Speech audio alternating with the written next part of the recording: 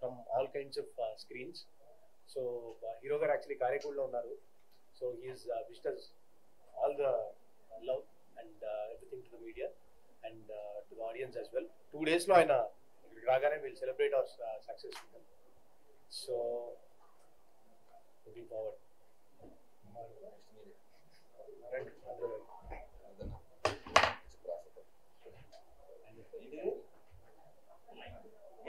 ఏదైతే అనుకున్నామో ప్రతి ఎపిసోడ్ ఇది పేలుతుంది, దీనికి యునానిమస్ రిపోర్ట్ యునానిమస్గా రెస్పాన్స్ వస్తుంది అనుకున్నాం. ప్రతిదీ అలాగే ట్రాన్స్లేట్ అయింది. ఈరోజు everybody is enjoying, standing ovation ఉంది.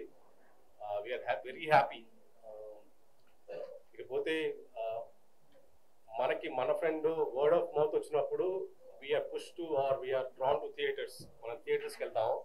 అలాంటి ఒక మీకు వర్డిక్ట్ ఎక్కడి నుంచి వస్తుంది అంటే ఒక బుక్ మై షోలోనో, ఎందుకంటే ఆడియన్స్ ఓట్ చేసేది బుక్ మై షోలో కానీ IMDbలో కానీ పేటిఎంలో కానీ ఇలాంటి ఒక క్రెడిబిలిటీ ఉన్న సైట్స్లో you will reflect your self. మీలాంటి ఫ్రెండ్స్, మీలాంటి ప్రేక్షకులు ఓటేసేది అక్కడ.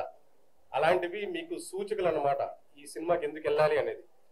ఇకపోతే మిగతా విశ్లేషణ పేరుతో విషయం చిమ్మే ఏవైతే కొన్ని సైట్లు ఉంటాయో అసలు వాటిని పెట్టించుకునే అవసరం కూడా లేదు. మీరు చూడాల్సింది, మీరు మిమ్మల్ని రప్పించడానికి కారణాలు ఈ సైట్లు ఉంటాయి. ఈ బుక్ మై షో కానీ లేకపోతే IMDb కానీ. That is what it is reflecting the genuine content rating అనమాట. And thank you so much for the response what we are getting today. We are much grateful to the audience. Thank you.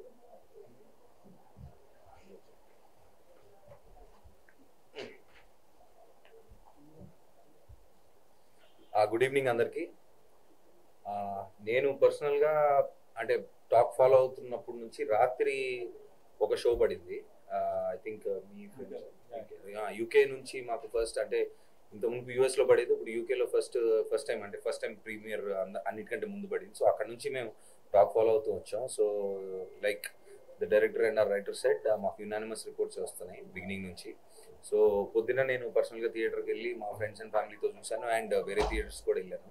So I think people are enjoying it. And first time అంటే రవితేజ గారు ఆయన comfort zone, అంటే మామూలుగా ఎప్పుడు ఎనర్జెటిక్గా సరదాగా, అంటే very you know కొలోక్యల్గా సరదాగా ఎక్కువ ఎనర్జెటిక్ తోటి ఉంటారు మామూలుగా ఆయన చేసే క్యారెక్టర్స్లో. That is what we expect from him.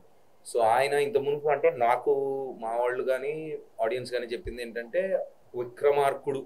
విక్రమార్కుడులో Rathod character ఎలాగైతే ఎంజాయ్ చేశారో ఆ ఇంటెన్సిటీ, సో సేమ్ అంటే చాలా సంవత్సరాల తర్వాత మళ్ళీ ఆ వైబ్ వచ్చింది, చాలా బాగుందని చెప్తున్నారు. So he stepped out of his comfort zone and ఒక డిఫరెంట్ కైండ్ ఆఫ్ ఎంటర్టైన్మెంట్ ఇచ్చారు దీంట్లో.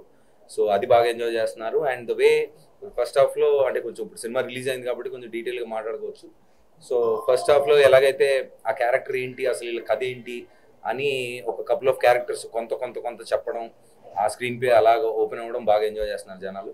అండ్ అంటే ఇప్పుడు ఈ బిట్లుగా చెప్తే నేను కూడా ఫస్ట్ హాఫ్ అయిపోగానే పెడతారు కదా, ఫస్ట్ హాఫ్ టూ మచ్ ఉంది, సెకండ్ హాఫ్ ఇంకా బాగుంది, అలా కాకుండా.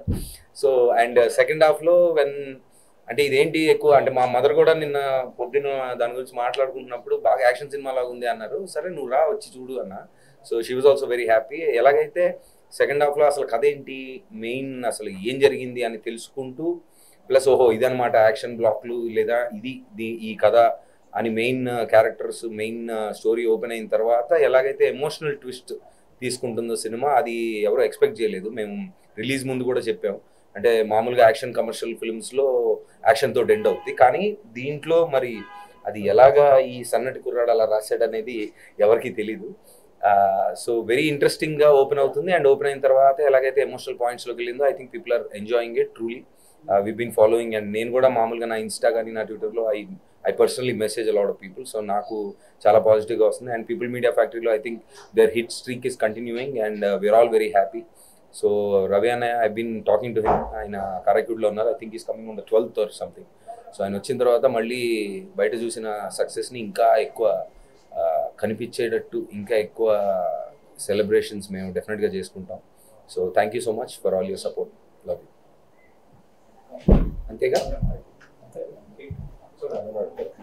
అడుగుతారా?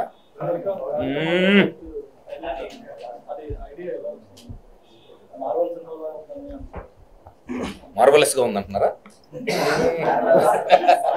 It's like a marvel, it's like a wow. అంటే కమ్స్ ఫ్రమ్ ద స్టోరీ. ఆయన ఇన్ని ఆయుధాలు తీసుకెళ్ళిపోతాడు కాబట్టి ఆయన ఇంటిని ఒక ఆయుధం చేసుకుంటే ఎలా ఉంటుంది, ఎక్కడెక్కడ ఉండొచ్చు ఆయుధాలు, ఇల్లు ఒక ఆయుధం, మాత ఒక ఆయుధం, అలా స్టోరీ నుంచి వచ్చిన ఐడియా స్పెసిఫిక్ గా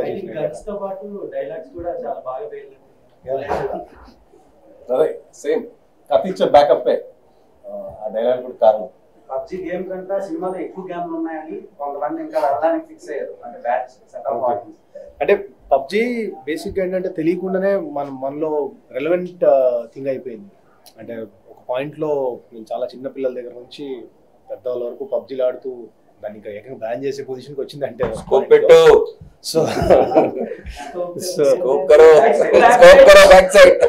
why can't we use it అని అనిపించి వాడుకున్నాం అంతే. I think kids are enjoying it very much. Announce చేశారు కదా పార్ట్ 2.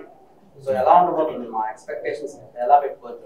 యాక్షన్ ప్యాక్డ్ లేదంటే అంటే ఒకటి మనం ఈ సినిమా ఫస్ట్ నుంచి కూడా ఆ సినిమాలో డైలాగ్ ఉంది.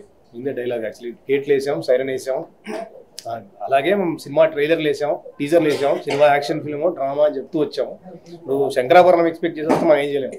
సో ఇది యాక్షన్ డ్రామా, యుద్ధకాండ తీసినా కూడా యాక్షన్ డ్రామాలోనే ఉంటుంది, యాక్షన్ ఫిల్మ్ లో ఉంటుంది, కమర్షియల్ గా ఉంటుంది, మాస్ ఆడియన్స్ కి రీచ్ అవ్వడానికే ట్రై చేస్తాం. సో దీంట్లో అఫ్ కోర్స్ స్టోరీ టెల్లింగ్ లో మనం కొంచెం ఎన్హాన్స్మెంట్స్ ట్రై చేస్తాం, ఒక ఫినిష్ ఇవ్వడానికి ట్రై చేస్తాం కానీ బట్ మేజర్లీ తీసేదైతే కమర్షియల్ యాక్షన్ డ్రామా. ఎలా కన్విన్స్ చేశారు? బేసిక్గా ఆయన జోనర్ సెపరేట్ ఉంటుంది, ఆ కంఫర్ట్ జోనర్ నుంచి బయటకు వచ్చి యాక్షన్ ప్యాక్డ్ ఫిల్మ్ ఇప్పుడు వరకు చేయలేదు ఆయన. అంటే యాక్షన్ అనగానే కమర్షియల్ లేబుల్ వచ్చేస్తుంది కాబట్టి ఆటోమేటిక్ గా ఆయన ఈ వాజ్ వెరీ ఓపెన్ ఫస్ట్ నుంచి కూడా. బుక్ లో ఇది మధ్య పేజీలో అంటూ చూపించారు, ప్రీవియస్ పేజెస్ ఏంటి ఆఫ్టర్ పేజెస్ ఏంటి అన్నది. అందుకే యుద్ధకాండ అని పెట్టాను. ప్రీవియస్ పేజెస్ ఉంటుందా? యాక్చువల్లీ రెండు ఉంటాయండి అందులో, ప్రీక్వెల్ సీక్వెల్ లో ఉంటుంది. నవదీప్ గారు ఫస్ట్ నుంచి మొత్తం సపోర్ట్ గా తీసుకొచ్చారు క్యారెక్టర్ రవితేజ గారితో పాటు. నవదీప్ గారికి లవ్ స్టోరీ పెట్టలేదు. నేను ఆయన ప్రేమిస్తుంటా. రొమాన్స్ అదే సెకండ్ పార్ట్ లో మీరు చూస్తాడు బ్రోమాన్స్. ఫ్యాన్స్ అందరూ హీరోయిన్లు పెట్టినా సరిగ్గా ఏ హీరోయిన్ ఎక్కువసేపు రాలేదని కూడా అంటున్నారు. బాగా హీరోయిన్ సెంట్రిక్ సినిమా కాదు అసలు. ఫస్ట్ మనం ట్రైలర్ నుంచి చూపిస్తున్నాం, మీకు ట్రైలర్ లోనే రిప్రజెంట్ చేస్తాం. 1 minute 2 minutes ట్రైలర్ కట్ చేసినప్పుడు ఎంతైతే ఉందో అదే చూపించాం. అంటే స్క్రీన్ పైన మీరు అన్న పాయింట్, ఇప్పుడు స్క్రీన్ పైన స్క్రీన్ టైం గురించి మాట్లాడితే మీరు అనేది కరెక్టే, కానీ ఇప్పుడు కథ ప్రకారంగా మాట్లాడితే సహదేవ్ తను అన్నట్టు తను అంటే ఆయన క్యారెక్టర్ నేను చాలా కాంట్రాక్ట్లు తీసుకున్నా ఏది మిస్ అవ్వలేదు, కానీ ఇప్పుడు నేను చేసేది లైఫ్ టైం కాంట్రాక్ట్, నా వైఫ్ ఇచ్చిన కాంట్రాక్ట్ అనేది ఒక మాట అంటారు కదా. So if you see the driving force it is the heroine. కొద్దిగా బాగా ఎంత తక్కువగా ఉన్నట్టు ఉంది కదా. ఇది నీ ఫ్యాన్స్ అడిగారు. చాలా సెన్సిటివ్ గా డీల్ చేసే విషయం అంటే డ్రగ్స్ కానివ్వండి, గన్స్ కానివ్వండి. సో నెక్స్ట్ దాంట్లో కూడా ఈ గన్స్ నే ఇది చేస్తారా లేదంటే వెపన్స్ నే చేస్తారా? అంటే ఈగల్ అనే పాత్ర బేసిక్ గానే గన్స్ నుంచి వచ్చాడు. అతను వాల్మీకి లాగా మనం ఏంటంటే బేసిక్ గా రిపెంట్ అయ్యి then he decides to go against it అనేది మనం చూపిస్తూ వచ్చిన idea. So this is only about illegal. Last 1 month లో 5 members చనిపోయారు యూఎస్ లో. 5 members మొన్న కూడా మన ఇండియన్ స్టూడెంట్స్ మీద attack. So it is happening, it will happen. And India world లో 6th rank or 7th rank లోనే ఉంది. We are not far away, almost near. So relevant ఇష్యూవే. Maybe the future we can get it. 75,000 arms seize చేశారు 1 year లో ఇండియాలో, illegal arms. Part 2 లో ఎవరైనా కొత్త వాళ్ళ ఆర్టిస్ట్ని ఎక్స్పెక్ట్ చేయొచ్చా? నవదీప్ గారు సపోర్టింగ్ రోల్స్ కానీ హీరోయిన్. సో అది కంప్లీట్లీ అసలు టూ ఎర్లీ టు కమెంట్. చూసారా సినిమా? అంటే తక్కువ ఎక్కువతో సంబంధం ఉంది, ఇంపాక్ట్ ఏంటి అనేది పాయింట్. సో అంటే గన్స్ తోటి లవ్ చేయొచ్చు, ఇట్లా యాపిల్స్ గురించి కానీ ఇలా చాలా పాయింట్స్ చూపించారు కదా. ఇంకా వైల్డ్ గా తయారవుతారేమో లవ్ చేసుకుని. ఏం చేసినట్టు వైల్డ్ గా అంతా ఒకటి అనుకుని తీస్తాం, ఒకటి చూస్తారని అనుకుంటాం, ఏదైతే చూడాలనుకుంటే అదే చూస్తారు. ఇప్పుడు ఈ పబ్జి బాయ్స్ అంతా బయటికి వెళ్ళి గన్లు పట్టుకొని యాపిల్స్ కి వస్తారని మీ ఫీలింగ్. ఓకే చూద్దాం, అలా జరిగితే పార్ట్ 2 లో అలా చేసిన వాళ్ళు ఏం చేద్దాం అనేది మళ్ళీ మనం మాట్లాడుకుందాం. ప్రతి ఒక్కళ్ళు కేజీఎఫ్ టైప్ లో ఎలివేషన్స్ ఉన్నాయి అని చెప్పేసి పొద్దున్నే మళ్ళీ ప్రశాంత్ ని కనిపించారు. తమ్ముడు వచ్చాడు. అసలు ఒక్కొక్క డైలాగ్ ఏంటంటే లేదు సింపుల్ అంటే తీసుకున్న పాయింట్ కి ఆయన సినిమాలకి అసలు మాకు సంబంధం లేదు, మనం తీసుకున్న సోల్ వేరు. బట్ సంథింగ్ హాస్ హ్యాడ్ ఆయన మార్క్ సెట్ చేశారు కాబట్టి ఆటోమేటిక్ గా somebody is putting it to it's okay. కూడా అంటే తన పాపకి బదులుగా వీళ్ళ పాపని ఇవ్వాలి అని ఆ పాయింట్ తీసుకున్నారు కదా, ఆయన హ్యాపీ అంటే ఎమోషనల్ పాయింట్ ఏదో ఉండాలి కదా, డ్రామాకి డ్రైవ్ ఉండాలని we tried all these things. Climax లో అమ్మవారు సీన్ ఉంటుంది, టూ మచ్ ఉంది అది the highest goosebumps moment అంటే అదే. అసలు ఆ బ్యాక్గ్రౌండ్ స్కోర్ గానీ అది కానీ నాకు నేను అంటే I know the story, I saw the visual, కానీ బ్యాక్గ్రౌండ్ తో ఫుల్ థియేటర్ లో జనాలతో నేను చూడలేదు కదా. సో పొద్దున్న చూసినప్పుడు ఐ థాట్ ఇది బాగా లేచింది బాగా. ఆన్ చేసేదే మీరు స్టార్ట్ చేస్తారు. సో ఆ థాట్ ఎవరు? సరే ఇందాక చెప్పినట్టు అంటే ఆయన ఇంటిని ఆయుధం చేసుకుందాము, ఇంతమంది వస్తే ఎలా ఆపాలి, 10 years గా అక్కడ ఉంటున్నాడు అంటే ఆయన 4C చేసినట్టే 10 years లో జరుగుతుంది ఇలాంటి రోటీ అని. సో 4C చేసుకున్నప్పుడు ఎట్లా బిల్డ్ చేశారు అని మీరు యాక్చువల్లీ డీటెయిల్డ్ గా చూస్తే నవదీప్ గారు యాక్చువల్లీ ముందు సీన్స్ లో కూడా అది రిపేర్ చేస్తూ ఉంటారు. శ్రీనివాస్ హౌస్లా గారు వచ్చినప్పుడు అండ్ ఫస్ట్ లో అజయ్ ఘోష్ గారు ఇంటికి వచ్చినప్పుడు ఆ కార్ ది ఫిక్స్ చేస్తూ ఉంటారు. సో ఎక్కడ సబ్ కాన్షియస్ గా బిల్డ్ చేస్తూనే వచ్చాం, అది తర్వాత పే ఆఫ్ చేసుకున్నాం. పార్ట్ 2 లో ఏమైనా క్లైమాక్స్ దీనికి మించి ఎక్స్పెక్ట్ చేయొచ్చా? లవ్ స్టోరీస్ ఏమైనా పార్ట్ 2 వెళ్తే మొత్తం హై మూమెంట్స్ తోనే వెళ్తాం, ఇంకా కమర్షియల్ ఇంకా అంతకంటే బెటర్ ఎక్స్పెక్ట్ 100%.